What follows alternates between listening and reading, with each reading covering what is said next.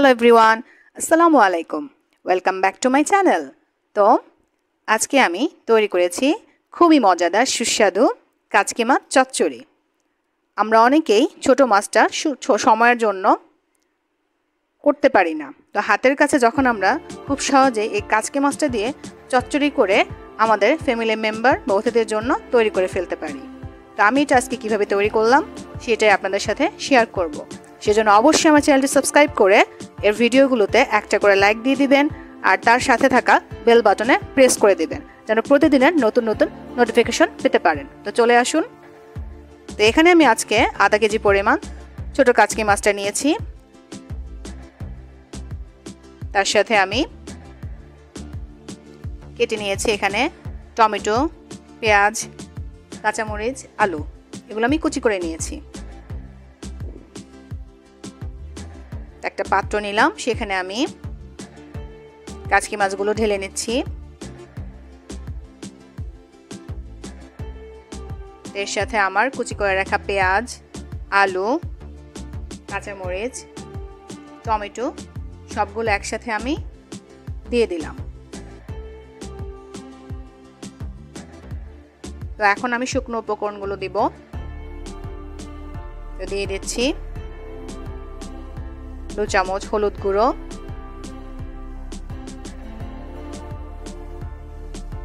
তারপরে দিয়ে দিব 2 চামচ মরিচ গুঁড়ো। এখানে আপনারা আপনাদের ঝালের স্বাদটা পছন্দ মতো কম বেশি করে নিতে পারেন। কেউ হয়তো ছোট মাছ একটু ঝাল খেতে পছন্দ করেন, তাহলে একটু ঝাল বেশি দিতে পারেন। এরপরে দিয়ে দিলাম একটু ধনিয়া গুঁড়ো। এখন দিয়ে দেব পরিমাণ মতো লবণ।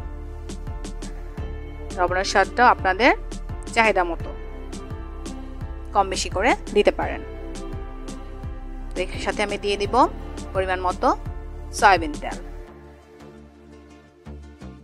দেখতে পাচ্ছেন আমি এভাবে সবগুলো উপকরণ দিয়ে দিয়েছি। তো একটু আমি এখানে 1 চামচ বাটা মশলা অ্যাড করব। এখানে আমি আদা রসুন একসাথে নিয়ে নিয়েছি। তো এভাবে হাত দিয়ে আমি ভালো মতো কাচকি মাছটা সবগুলো উপকরণ দিয়ে মাখিয়ে নিয়ে পরিমাণ মতো এভাবে পানি দিয়ে দিয়েছি। তো এখানে আমি 2 কাপ পরিমাণ পানি দিয়েছি। সবগুলো উপকরণ এভাবে দিয়ে পানি দিয়ে আমি এভাবে চুলোতে ঢাকনা দিয়ে রেখে দিয়েছিলাম। মিনিট 5-এর মধ্যেই বলক চলে এসেছে। আপনারা দেখতে পাচ্ছেন আমি ঢাকনাটা সরিয়ে দিয়েছি। এভাবে একটু হাত দিয়ে না কোনো স্পুন দিয়ে আপনি এভাবে নেড়ে চেড়ে দিতে পারেন। তো আমি এভাবে বেশি নাড়ানাড়ি করিনি, যেহেতু ছোট কাচকি মাছ ভেঙে যেতে পারে।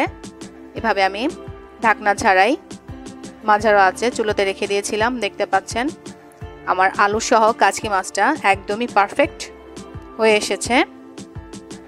আমি এখন আবার একটু চুলোয় রেখে আমার কুচি করে ধনেপাতা দিয়ে দেব। আপনারা চাইলে ধনেপাতাটা অ্যাড করতে পারেন, দেখবেন মাছের স্বাদটা একদমই অন্যরকম হয়ে যায়। এভাবে আমি আবার একটু ধনেপাতাটা মাছের ভিতরে দিয়ে কিছুক্ষণের জন্য আরো মিনিট 5-এর জন্য রেখে দেব যেন একদমই কষে আসে। দেখতে পাচ্ছেন ধনেপাতা সহ যে স্মেল পাওয়া যাচ্ছে খুব সুন্দর। আর আমার কাচকি মাছগুলো একদমই ভাঙিনি, খুব সুন্দর পারফেক্ট ভাবে চচ্চড়ি হয়ে এসেছে। টমেটোগুলো খুব সুন্দর হয়ে গেছে। তো আমি এখন চুলোটা কিছুক্ষণের মধ্যেই বন্ধ করে দেব। তাই তো খুব সহজেই খুব সুন্দরভাবে তৈরি করে ফেললাম খুবই সুস্বাদু কাচকি মাছ চচ্চড়ি। তো আপনারা যারা ছোট মাছ খেতে খুব পছন্দ করেন, তারা এটা যদি এইভাবে খুব সহজেই তৈরি করে নিতে পারেন, তাহলে দেখবেন আপনার ফ্যামিলি মেম্বাররা তো খুশি হবেই, আপনিও খুশি হবেন। তো আমার এই রেসিপিটা যদি আপনাদের ভালো লেগে থাকে অবশ্যই ভিডিওতে একটা লাইক দিয়ে দিবেন। আর আমার রেসিপিটা কেমন হয়েছে তা অবশ্যই কমেন্টস করে আমাকে জানাবেন। আর আমার চ্যানেলটি সবার কাছে অনুরোধ করছি বেশি বেশি করে সাবস্ক্রাইব করবেন, যেন আপনাদেরকে প্রতিনিয়ত নতুন নতুন রেসিপি দেখাতে পারি। তো আজ এই পর্যন্তই। সবাই ভালো থাকবেন। আল্লাহ হাফেজ।